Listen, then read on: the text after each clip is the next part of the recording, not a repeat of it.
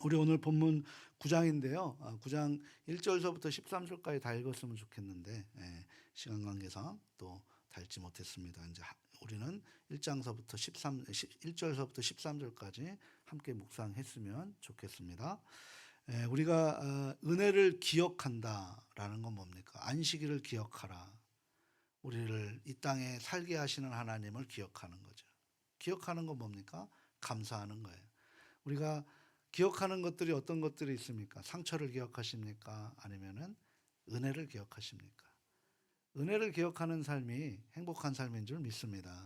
상처를 기억하면 그 상처 때문에 내가 힘들고 아픈 거예요. 우리 예수님께서 원수를 사랑하라 라는 것은 나를 살피라는 거예요. 내가 그 원수를 미워하면서 나는 정말 행복한가 라는 거죠. 그래서 그 원수까지 사랑하면서 자기 자신을 살피고 그 은혜를 붙들고 우리가 하나님의 뜻을 붙들고 살아가는 것.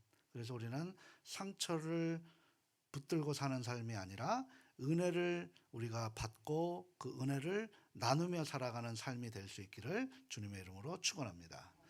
우리 저 연말 시상 같은 데 보면 우리 또 이제 뭐 어떤 게임이 끝나거나 아니면 페넌트 레이스가 끝나면 우리가 그때 이제 시상식을 해요. 거의 뭐 연말에 많은 시상식을 해서 1년을 우리가 이야기하고 있는데 우리 교회도 이제 빈자리를 채울 수 있도록 우리가 전도왕을 또 다시 한번 부활을 해야 되는가 이제 그런 부분들을 좀 놓고 고민하고 있습니다. 그리고 이제 연말에 시상을 좀 많이 하려고도 합니다. 이제 그렇게 이제 당회에서 같이 고민하려고 지금 고민하고 있는데요. 연말이 되면 TV에서 각종 시상식을 이제 반영을 하죠. 근데 시상식을 보게 되면 어떤 분들은 이제 화려한 의상과 그런 어떤 겉모습의 비주얼을 보고 또 거기에 또 흠뻑 빠진 분들도 계시지만 뭐 거의 재치 있는 멘트나 어떤 감동적인 수상소감으로 주목받게 되는 것이 그 다음에 회자되는 것들이 굉장히 많더라고요. 저도 목사이기 때문에 이제 그 시상식에서 하는 멘트들을 좀 주의 깊게 보는 멘트들이 있는데요. 이런 멘트들이에요. 우리 영상 한번 준비했는데요. 같이 한번 보도록 하겠습니다. 예, 하나님 아버지 감사드립니다. 예, 정말 전혀 예상을 못했는데 감사합니다. 먼저 하나님께 정말 감사드리고요. 일단 이렇게 즐겁게 일할 수 있는 기회를 주신 하나님께 감사드리고요. 님 감사드리고 하나님께 감사합니다. 감사합니다. 정말 감사합니다. 일단 하나님 아버지께 감사드리고요. 하나님 아버지께 감사드립니다. 힐링 캠프 시작한 지 얼마 되지 않았는데 그리고 살아계신 하나님께 너무 감사드리고 막상 진짜 나오니까 떨리네요. 하나도 안 떨린다고 했는데 감독님한테는 우선 이렇게 귀한 상을 주셔서 너무나 감사드립니다. 하나님께 제일 먼저 영광 돌리겠습니다. 끝까지 정말 저를 포기하지 않고 지켜주신 하나님께 너무 감사드리고요. 여기 지금 일단 이 모든 영광 주신 하나님께 감사드리고요. 진짜 저희 엄마는 9시에 주무시고 내일 새벽 기도 가셔야 되기 때문에 주무실 텐데 김경자 여사 그리고 또 우리 가족들 너무 사랑한다고 말하고 싶고 저를 위해 기도해 주시는 많은 분들 그리고 하나님께 감사의 말씀 드립니다. 고맙습니다. 예, 우리 가족들도 연말에 하나님 앞에 이렇게 감사드릴 수 있는 그런 소감이 나타날 수 있기를 다시 한번 주님의 이름으로 축복합니다. 모두 다 성공하십시오. 잘 되십시오. 그리고 그 잘됨을 하나님 앞에 영광 올려드리고 그 잘됨을 나누는 인생으로 살아가는 나를 위한 인생이 아니라 이제 하나님을 위한 인생으로 살아가시는 그런 삶이 하나님이 기뻐하시는 삶일 줄 믿습니다. 그런 삶을 하나님이 책임져 주세요. 그런 삶을 하나님께서 이끌어 주시는 거예요. 우리 연말에 우리 송구영신 드릴 때 우리 예배 다른 예배 필요 없어요. 우리 가족들이 다 나오셔서 하나님 감사합니다. 하나님 이렇게 나를 살게 해주셔서 감사합니다. 그게 하나님께 더 기뻐하시지 않을까요? 그런 예배 한번 송구영신 때 한번 드려보고 싶어요. 그런 삶이 될 수 있기를 다시 한번 주님의 이름으로 축원합니다. 과연 오늘 시상받은 사람이 누군가 하나님의 믿는 사람일까 어떤 사람이 크리스찬일까 궁금했었던 적이 있죠. 시상대 올라서 먼저 이상을 허락하신 하나님께 감사합니다 라는 이 짧은 문장 한 문장이 그냥 그 안에 수많은 그들의 피와 땀과 노력과 그리고 그 안에 잠도 못 자고 힘들었던 그런 모든 과정들 가운데 그 모든 것을 하나님이 하셨습니다 라고 올려드릴 수 있는 참 멋진 표현인 것 같아요. 그리스도인들이 그렇게 세상 속에서 빛을 발해야 될 줄 믿습니다. 매우 단순한 문장이지만 자신의 인생에서 주관자 되신 하나님을 고백하는 거죠. 이게 쉽지는 않습니다. 이상을 허락하신 하나님께 감사합니다. 자신이 받은 상이 자신의 능력이나 의지, 수고로 인해 얻은 것이 아니라 축복의 선물이라고 그렇게 고백할 수 있는 것 정말 아름답습니다. 그런데 이런 자기 공로를 자랑하기보다 하나님을 먼저 찬양할 수 있는 것은 어떤 사람일 수 있을까요? 어떤 사람이 그렇게 할 수 있을까요? 바로 하나님의 은혜를 기억하는 사람이에요. 하나님의 은혜를 붙드는 사람이에요. 그리고 하나님의 은혜를 그리고 날마다 생각하는 사람이 바로 그런 삶을 살아가게 된다는 것이죠. 사람이면 누구나 상 받는 자리, 영광된 자리에 자기를 자랑하고 싶은 마음이 왜 없겠습니까? 이것이 내가 얼마나 노력했고 내가 얼마나 피땀 흘려 올라왔던 길인데 자기를 한 번이라도 드러내고 싶은 마음이 없었겠습니까? 어느 정도 겸손한 자세만 취하고 자신을 드러낼 수 있다라면 오히려 사람들은 더 좋아할 수 있어요.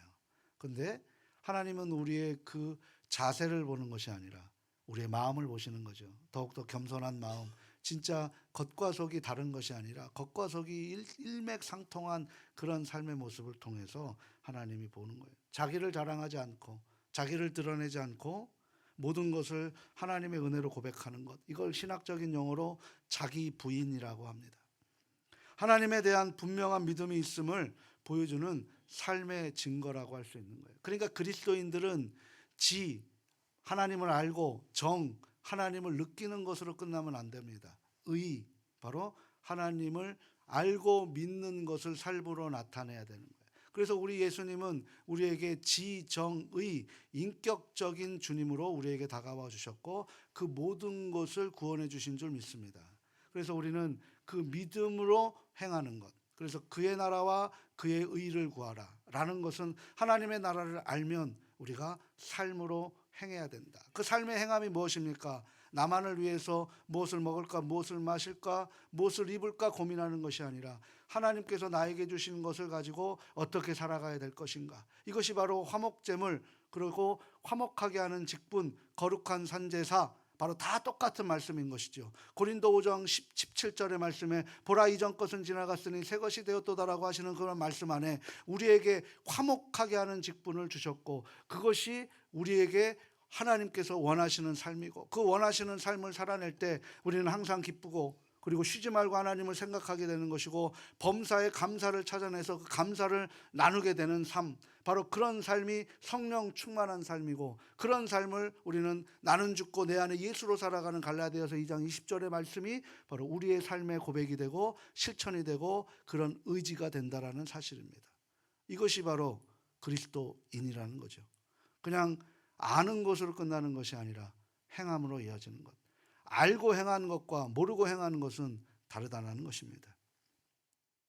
이처럼 누군가가 최고의 자리에 올랐을 때 또한 자신이 간절히 원했던 것을 이루어졌을 때 전부를 하나님의 은혜라고 고백한다는 것 결코 쉬운 일은 아닙니다. 이렇게 할 수 있는 이유는 아까 말씀드렸던 자기 부인과 하나님에 대한 주권에 대한 분명한 믿음의 고백이 분명히 있어야 된다는 것이죠. 어떻게 보면 상황이 힘들고 어려울 때 하나님을 찾고 의지하는 것보다 오히려 인생이 잘 풀리고 좋을 때 하나님을 기억하고 기념하는 것이 더 어려울 수 있습니다. 한번 이스라엘 백성들이 홍해를 건넌 것, 그것은 이스라엘 백성들에게 있을 수 없는 기적이었습니다. 그것은 엄청난 축복이었습니다. 그리고 럭키, 행운이었습니다. 그런데 그 홍해를 건넌 이후에 하나님 앞에 감사로 나가기보다는 어떻게 했습니까? 현실 가운데 불평과 원망으로 일갈했던 것이 바로 구원받은 이후의 이스라엘 백성들이라는 것. 그들이 나는 아니었는가 라고 살피는 것이 바로 믿음의 성찰이라고 할 수 있는 것입니다. 하나님께서 그들에게 행하신 구원의 사건이 얼마나 놀랍고 위대한 사건입니까? 그런데 그 은혜는 우리가 얼마 지나지 않으면 잊어버린다는 거예요. 상처는 평생을 가져가는데 은혜는 얼마 지나지 않아 잊어버리는 것입니다. 근데 지혜로운 사람은 상처는 하루를 넘기지 않고 은혜는 평생을 가져가는 것이 성경의 지혜로운 사람인 줄 믿습니다. 상처 없으신 분이 어디 있겠어요? 다 상처가 있죠. 그 상처는 오늘 이 시간 부활하신 주님을 만나 부활한 주일에 모두 다 하늘로 날려 보내시기를 다시 한번 주님의 이름으로 부탁합니다. 그리고 그 빈자리에 하나님의 은혜로 채워주셔서 은혜를 붙들고 살아가는 참 지혜로운 저와 우리 가족 모두 되시기를 다시 한번 주님의 이름으로 소망합니다. 그래서 우리는 상황이 좋을 때, 인생이 잘 풀릴 때 하나님을 더 기억해야 되고 기념해야 된다는 거예요. 그것을 고백하는 사람만이 바로 하나님께서 기쁘시게 하는 사람이죠. 오늘 말씀을 보게 되면 왕이 나옵니다. 최고의 자리죠.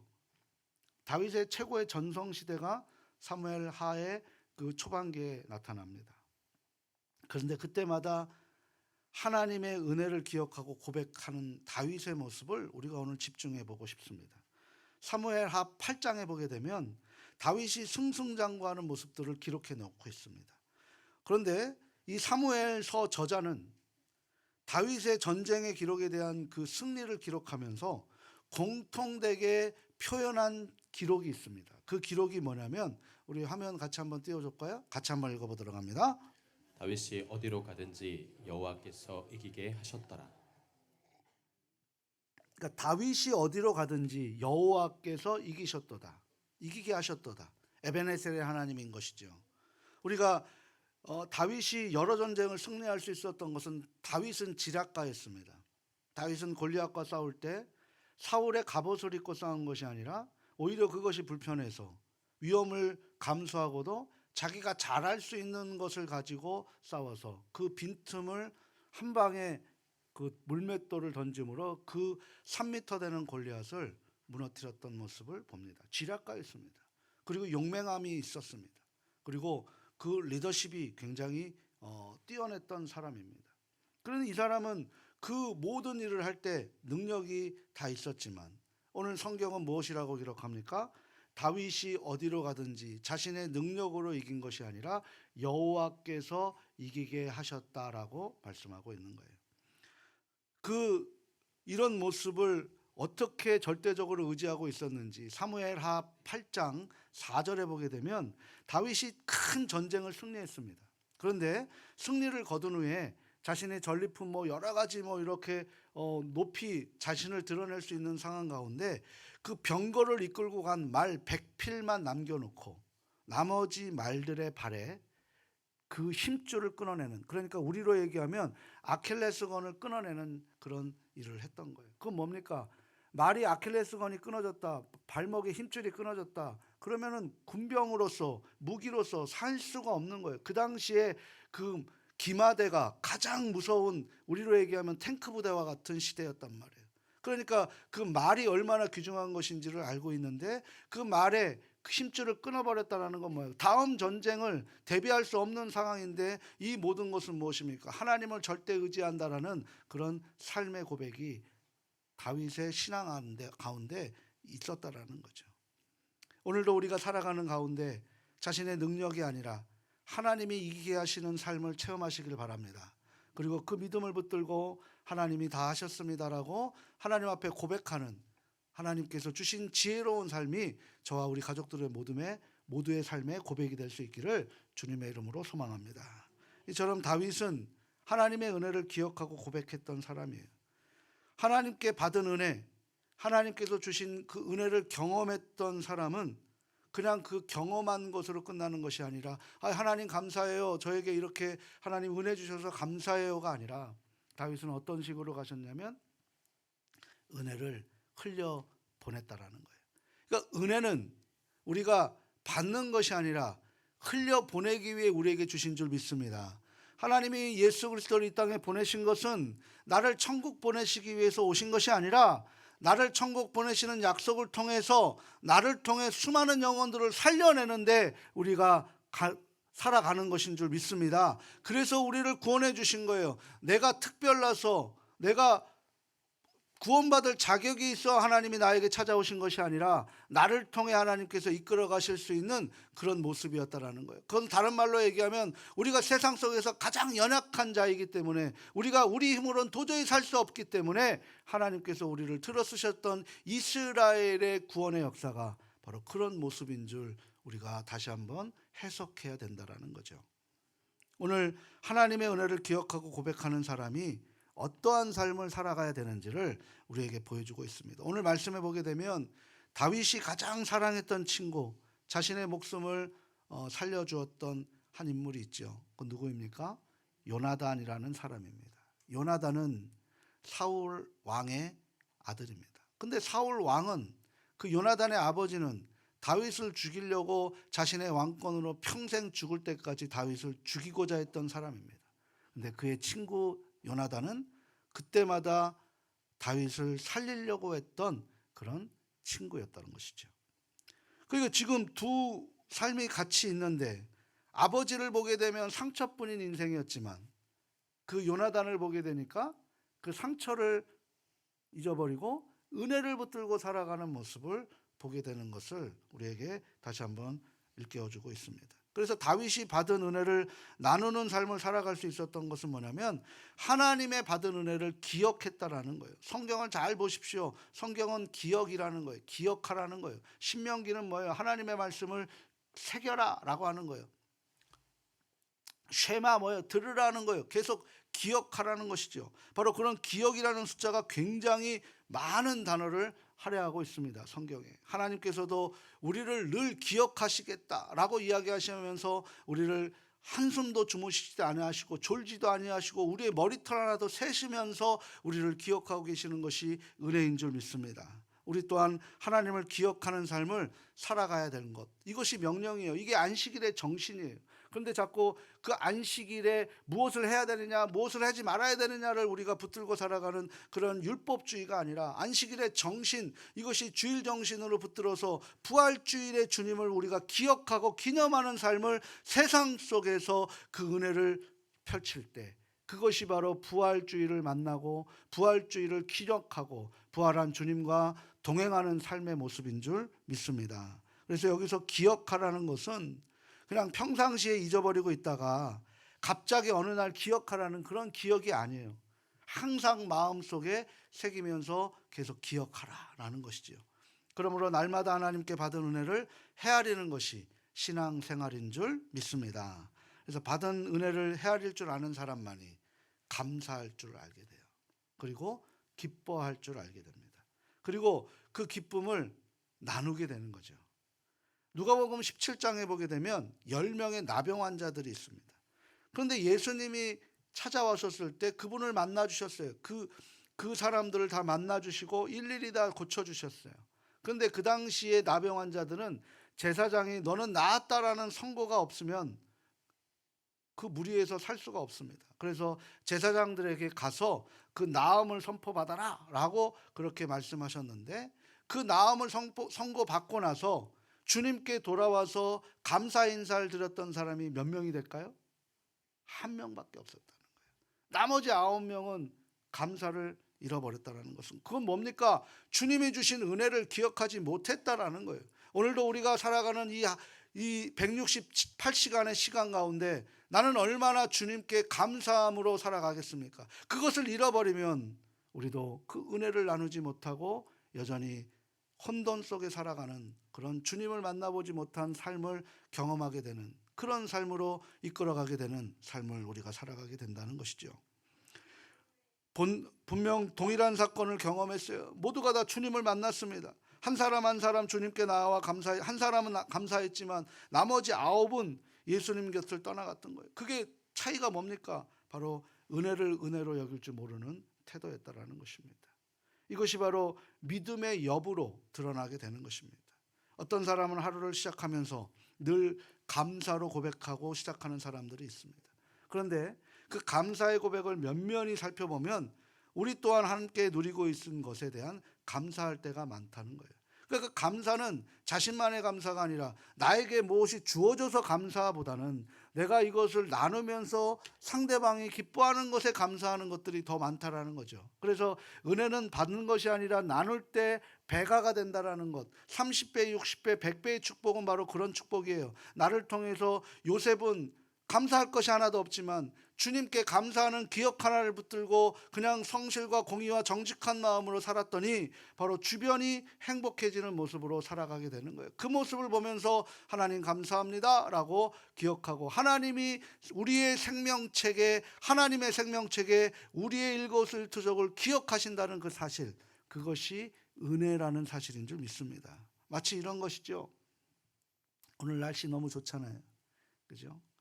오늘 하루도 너무 좋은 일기 주셔서 감사합니다. 오늘도 코로 호흡할 수 있도록 이끌어 주셔서 감사합니다. 오늘도 내가 걸어서 이 예배 초소에 올 수 있도록 해주셔서 감사합니다 라고 하는 것이죠.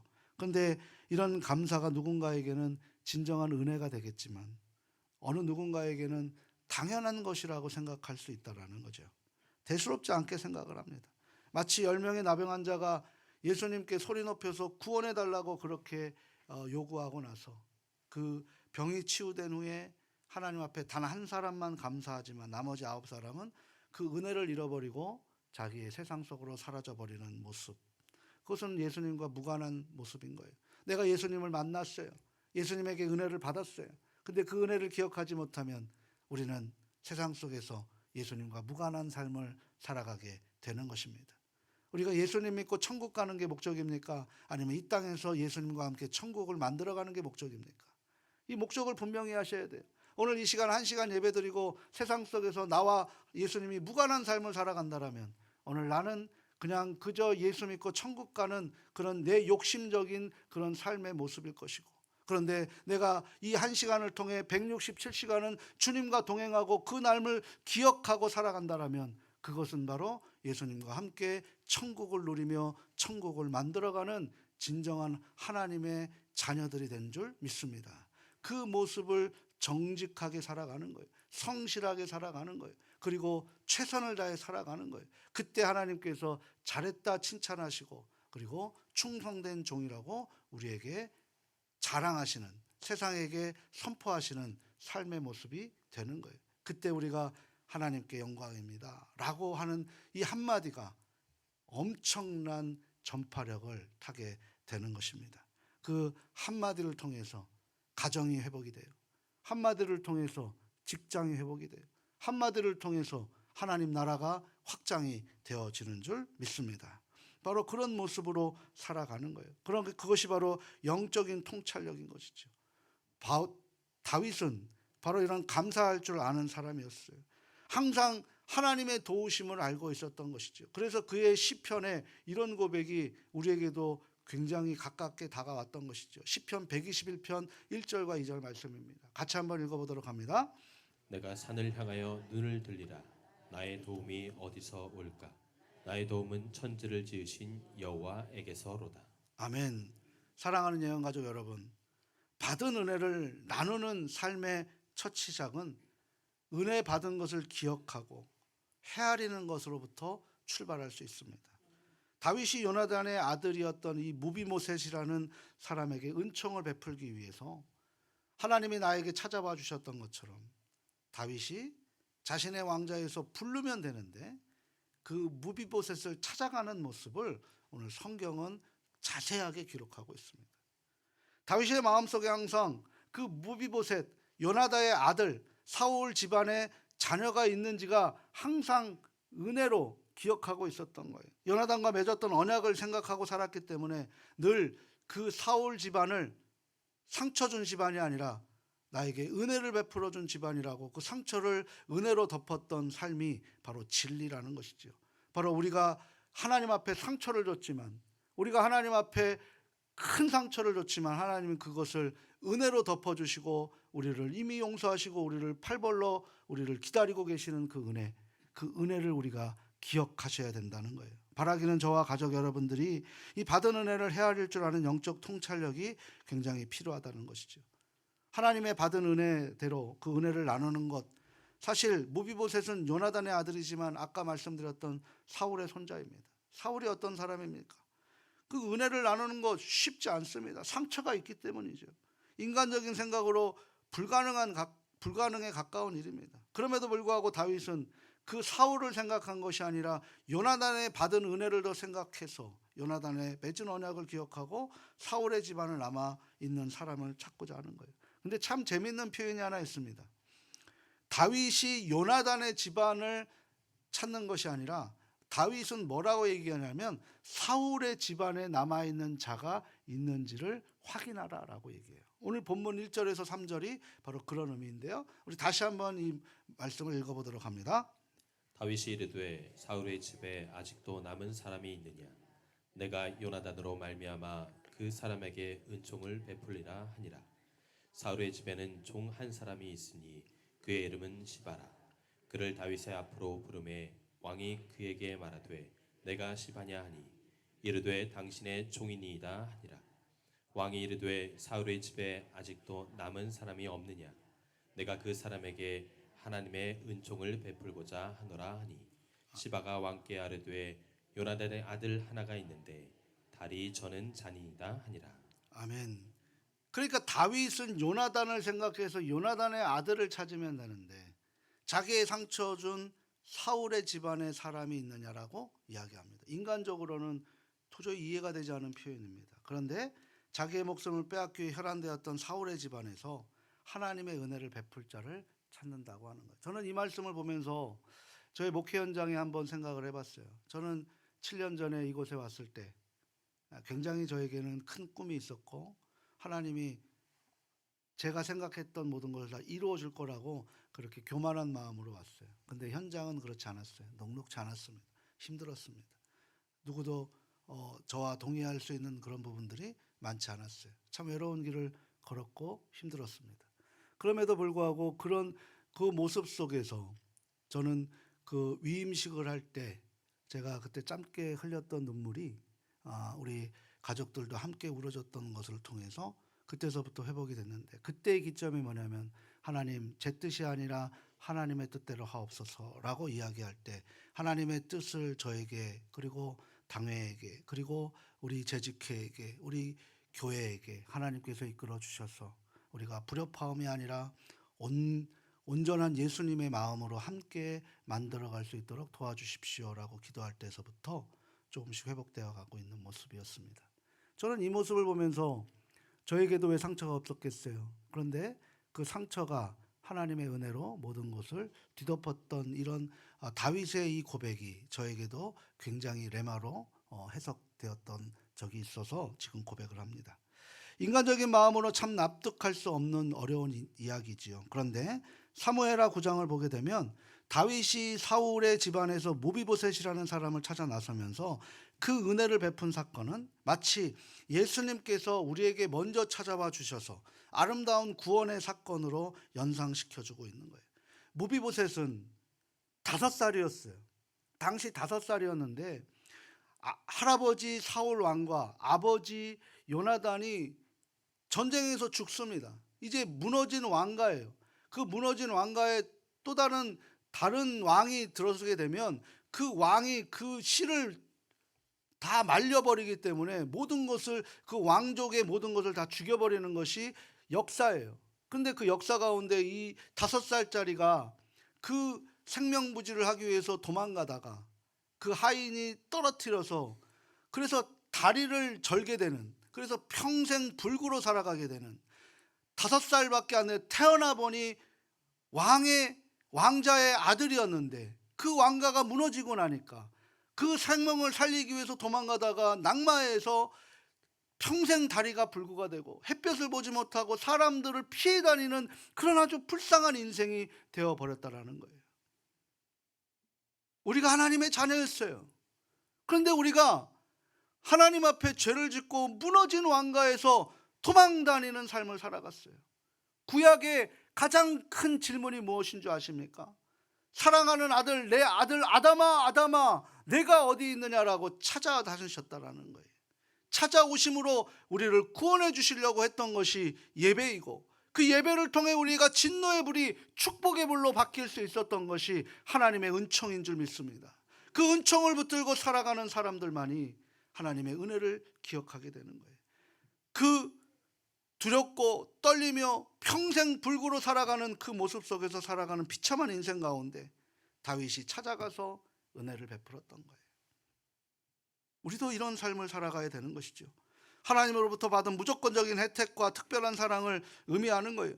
사랑받을 자격이 없음에도 불구하고 죄 많은 우리를 친히 찾아와 주셔서 자녀 삼아 주시고 용서해 주시고 구원해 주신 하나님의 초월적인 사랑이라는 거예요.